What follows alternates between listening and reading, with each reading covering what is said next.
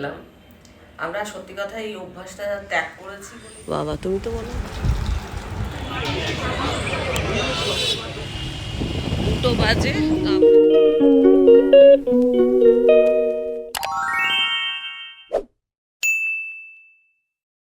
Good morning. আবার চলে এলাম আমাদের চিচিঙ্গা বাগানে চিচিঙ্গা কাটতে। হ্যাঁ, আজকে চিচিঙ্গা কাকে দেবে? কালকে শেয়াদের দেওয়া হয়েছিল, হ্যাঁ আজকে বৌদিদের দেওয়া হবে। পৌঁতয়া দেবো। হ্যাঁ চলো তো কাটা শুরু করি। হ্যাঁ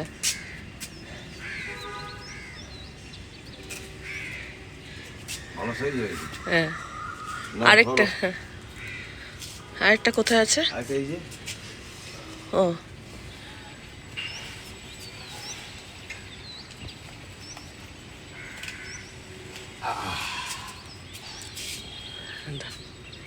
ব্যাস দুটোই।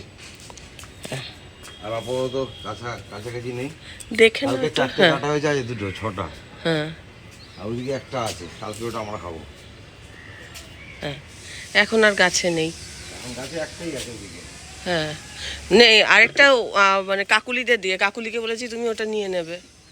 বাবা তুমি তো মনে হচ্ছে সেই তরোয়াল নিয়ে যুদ্ধ করবে গো। হ্যাঁ, এই যুদ্ধ হয়তো। রান্নাঘরের যুদ্ধ। এরকম হলে লোককে দিতে ভালোই লাগে। হ্যাঁ গাছের ফাঁকে ফাঁকে আছে নাকি দেখে নাও।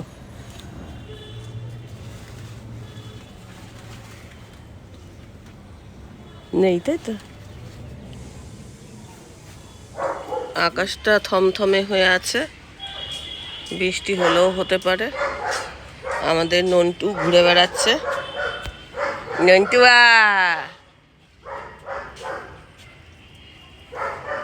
নান্টুয়া, সব দেখা হয়েছে? সব দেখে নিয়েছি তো। অনেক অপরাজিতা হয়েছে গো, এক এক দিন একটাও ফোটে না, আজকে প্রচুর ফুটেছে অপরাজিতা। এই যে ভর্তি হয়েছে। প্রচুর ফুল আছে, জবা ফুলও প্রচুর হয়েছে। হ্যাঁ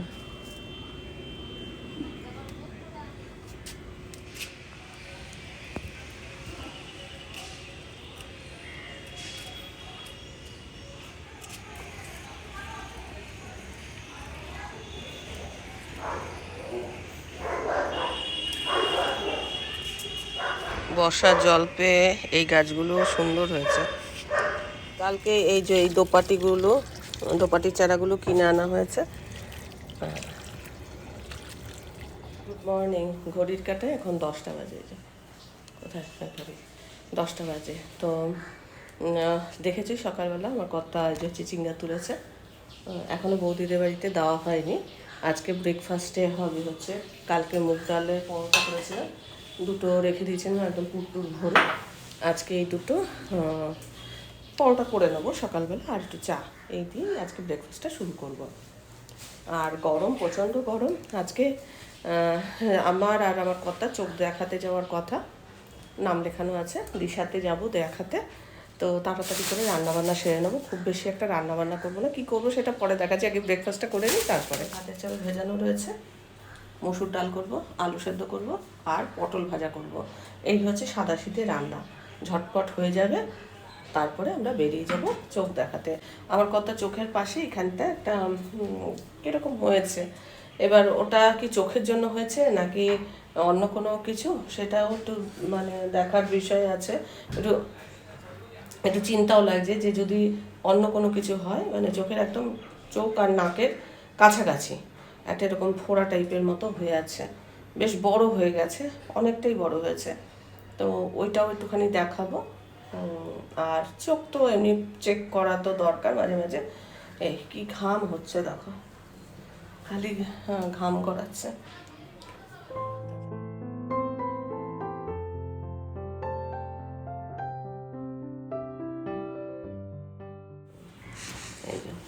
চায়ের রং লেবু চা করে, মানে লেমন টি করেছি, আর চায়ের রংটা দেখো হয়েছে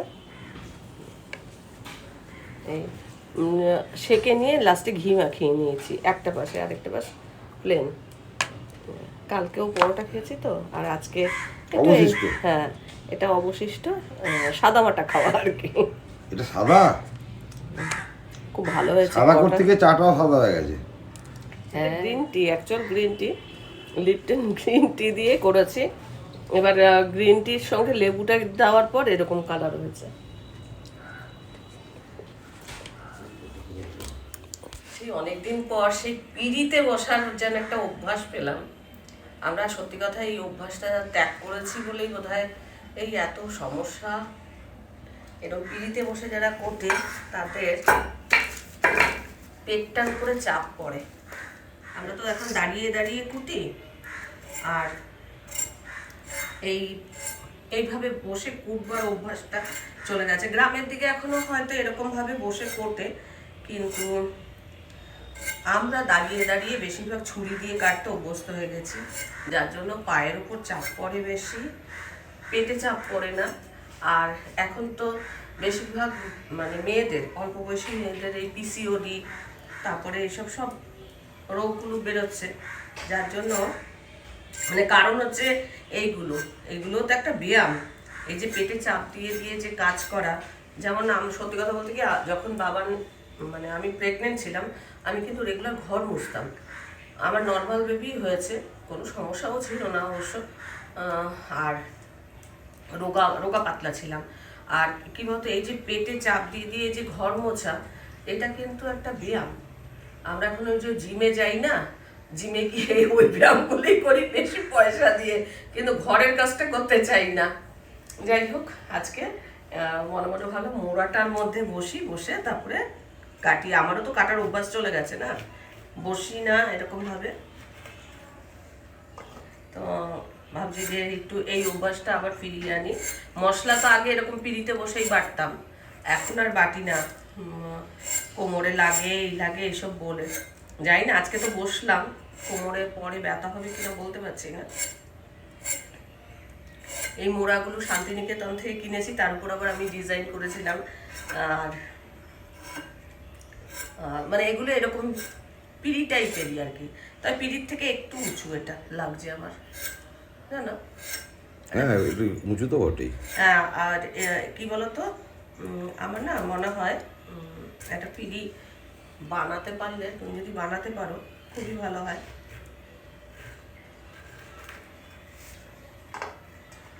আর না, এটা একটা কিনলে হয়।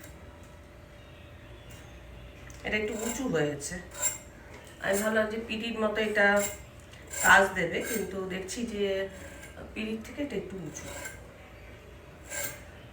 এটা অ্যাকচুয়ালি মোড়া, তবে এই মোড়াগুলো কিসের, বাচ্চাদের জন্য নাকি এরকম বসার জন্য? ডেকোরেশনের জন্যই হবে, বা বাচ্চাদেরও হতে পারে। কিন্তু আমার বসতে কোনো অসুবিধা হচ্ছে না, মানে বসেছি যে সেরকম কোনো অসুবিধা হচ্ছে না, কিন্তু এই যে ঝুঁকতে একটু অসুবিধা। আসলে ভুঁড়িটাও তো হয়েছে না, ভুঁড়ির জন্য আসলে আমার মনে হয়, জানো তো।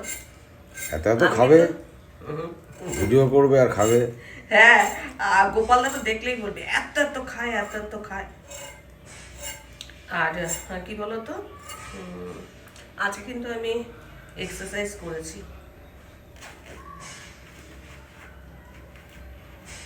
যাই হোক, এই 3 পিস, আমার 3 পিস, ওর 3 পিস পটল ভাজা, একটু আলু সেদ্ধ দেবো আর মসুর ডাল, এই হচ্ছে আমাদের আজকের লাঞ্চের মেনু। ডিনারেরটা দেখা যাবে কি করবো না করবো, সেরকম হলে একটু আলু মানে চোখা যেটা করবো সেটা একটু বেশি করেই করবো, রেখে দেবো। ডিনারে ওইটা দিয়ে ধরো রুটি খেতে অসুবিধা নেই, একটু আম তো আছেই। হ্যাঁ, এক বাটি মসুর ডাল নিয়ে নেবো, একটু আলুর চোখা আর ওই আম আছে, ব্যাস ডিনারে ওটা হয়ে যাবে। আর কিছু করবো না আজকে, একটু তাড়াতাড়ি করে রান্না বান্না সারবো। আর আমার এডিটিং করা হয়নি, কালকে তো ভীষণ সমস্যা হয়েছিল মোবাইলের জন্য।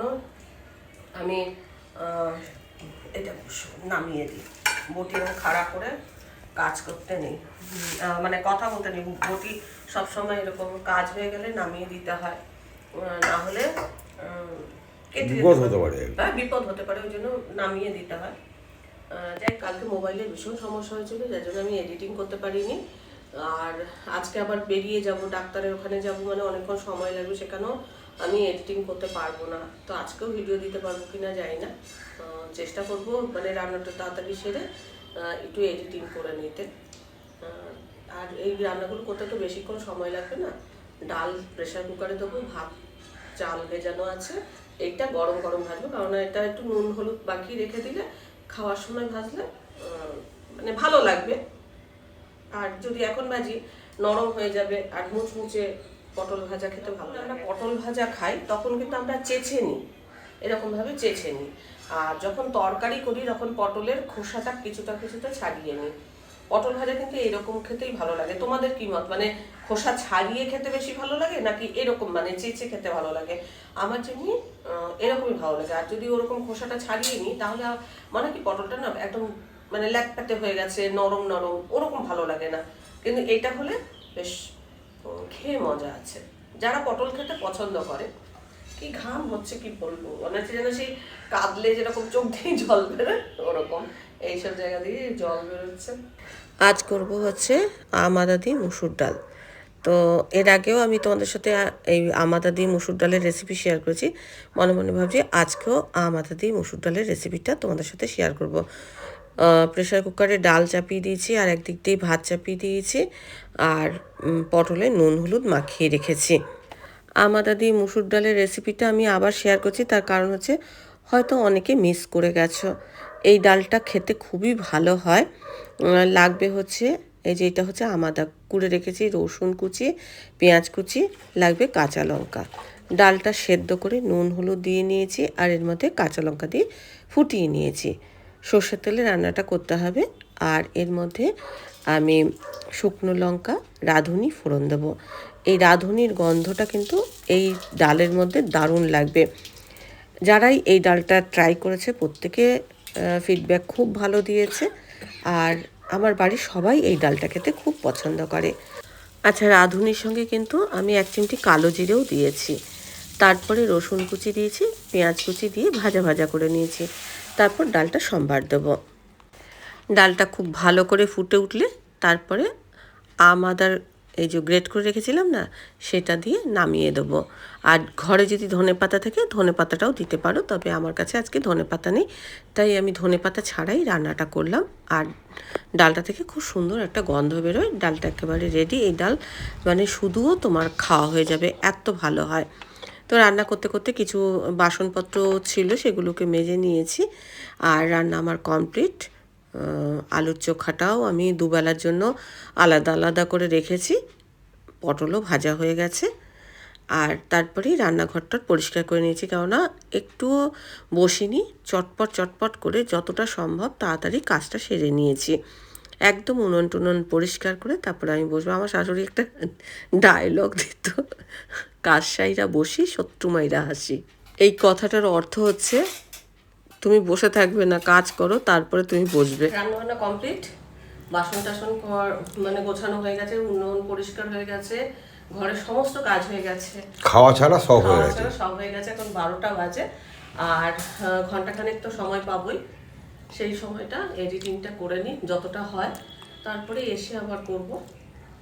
আর লাঞ্চ করে তারপরে বেরোবো চোখ দেখাতে। 2:05, তো আমরা এখন বেরোচ্ছি চোখের ডাক্তার দেখাতে। আমারও দেখাবো, ওরও দেখাবো, দুজনেরটাই দেখাবো। যে কেননা বয়স হয়েছে, এই সময় ছানি পড়ে বা রেটিনাগুলো একটু চেক করা এই।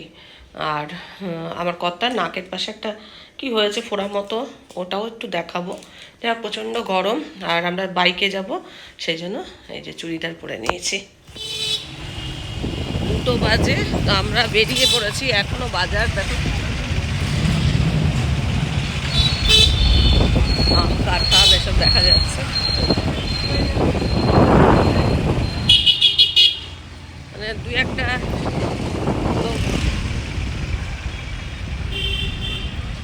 একটু মেঘলা মেঘলাও হয়ে আছে। ছাতা টাতা নিয়ে কি হবে, ছাতা নিয়ে আজ জগন্নাথ দেবের স্নান যাত্রা, ওখানে অনেক লোকজন আছে দেখি, সবাই স্নান করাচ্ছে নাকি গো? যাবে এখন যাওয়ার টাইম নেই, একটুখানি দেখলে হতো সবাই। হ্যাঁ ঠিক আছে, থাক থাক বাবা, দেরি হয়ে যাবে। এখানে রথ, মাহেশের রথ, কদিন পর আর কি এটা সেজে উঠবে।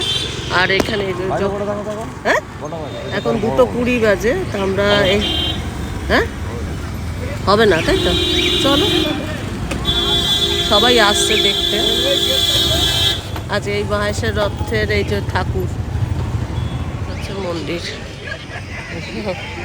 ভাবলাম যে একটুখানি চলো দর্শন করে আসি বলে আমি এসছি দর্শন করবো বলে। এটা আমার সৌভাগ্য বলতে পারো।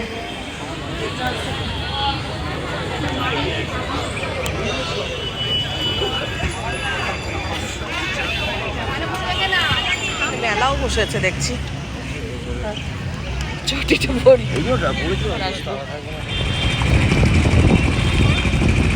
মেলা এখন থেকেই প্রায় বসে যাচ্ছে।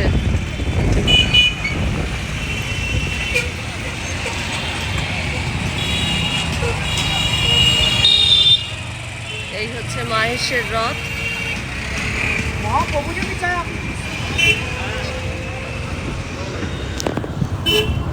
এইদিকে বোধহয় মেলা বসবে।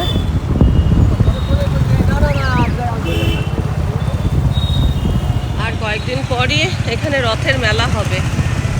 যারা গাছ ভালোবাসে এই মেলায় খুব গাছ বিক্রি হয় না?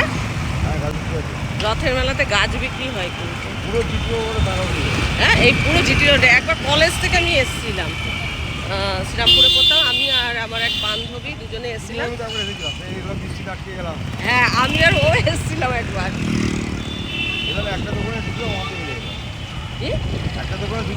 বেরিয়ে মনে হচ্ছে যে যাই দেখছি ফেরার পথে এখানে আসবো। একটা কত বাইকে এলাম, একটু হল দিলে ভালো লাগে। চলে এসছি, সময় মতোই পৌঁছে গেছি। 3:30 বাজে। তা আমাদের এইরকম সময় 3:30তেই নাম আর কি।